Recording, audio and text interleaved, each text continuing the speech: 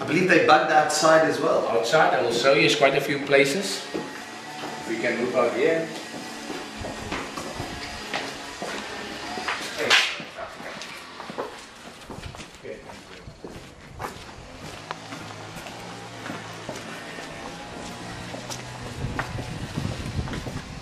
I need to tell you before we move there, the swimming pool, Mr. Mandela cannot swim and could not at the time, but he used to sit there on the second step watching 4 little real ducks playing in the water. But he was so afraid of the creepy crawly because it looked like this anaconda snake, and he asked the people, please switch off this thing.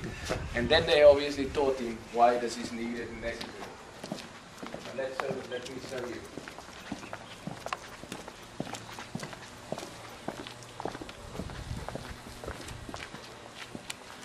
That's 2 little lapaitjies. Even here, I can show you the holes where some of the microphones were. They were not even subtle with the wiring, so Mr. Mandela could see. Listen here, I mean, here was something. Then there, over there was a little rose garden, and there was the sprinklers, and inside the sprinklers were also bugs. So in the sprinklers they put bugs? That's right. It was water resistant. I mean, for 20 years ago, can you imagine, already then? So yeah. And that tree, he used to sit under that tree reading his newspaper, and even that tree was bugged. So all over.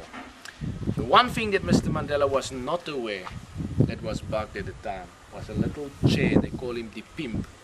So he used to sit there, and then one of the guards will come and say, move inside, and while he's moving inside with Mr. Mandela, the other one will come and just remove and put in new batteries, and then they continue again. Out of all the bugging, do you know if they ever got any vital information? That I am not aware of. I think that's top security. Yeah, unfortunately not. The other main thing I want to show you, if it's possible, I mentioned to you inside that Mr. Mandela was many times low in spirit, will come and stand here on the ground watching the mountain. Now that particular mountain is what we call Simonsberg Mountain. At our back is the Drakensberg Mountain. Now that mountain looks like a person lying flat on his back. I want to illustrate to you. It looks like a person with his head there, big chest like a true South African, the hands fold in front, knees slightly pull up, and then the feet. So it's just amazing, that picture. Oh. You need to see it to believe it, eh? And 18 months later, when he was finally released, he headed out through those gates? Through those gates. Today we call it Freedom Gate. I mean, whenever I'm doing tours with people, the last thing that we do after we're done here, we'll walk out there. And I tell them normally a story. If I can end up with this story, first and foremost, it's not a true story, but it will add value hopefully. This guy who died and appeared in front of an angel, he said, I want to see if there's a difference between heaven and hell. He said, fine, I will show you. Took him to a house with only 2 rooms. Inside the first room, right in the center, pot food, most delicious. All around the spot, a lot of people standing, tied to their hands, long spoons. They were hungry. They could not feed themselves. The angel told him, this is typically hell. They moved next door, same scenario, pot of food, people around the spot, long spoons tied to their hands.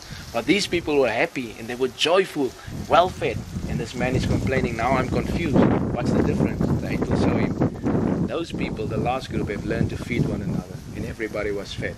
I'm telling this story to say this is exactly the legacy of Mr. Mandela. It's not me, myself, and I. It's about serving other people. And that's why Mr. Mandela's belief is big doors hang on small hinges. If you're prepared to be one of those hinges, hopefully the door will also open for you one day. And that's beautiful. Lastly, Aden, during his 90th birthday celebration, there were a lot of ads on national TV. And they asked a little white 10-year-old girl, what is your wish or present for Mr. Mandela? She made this utterance, I just want to give back the 27 years that he spent in prison.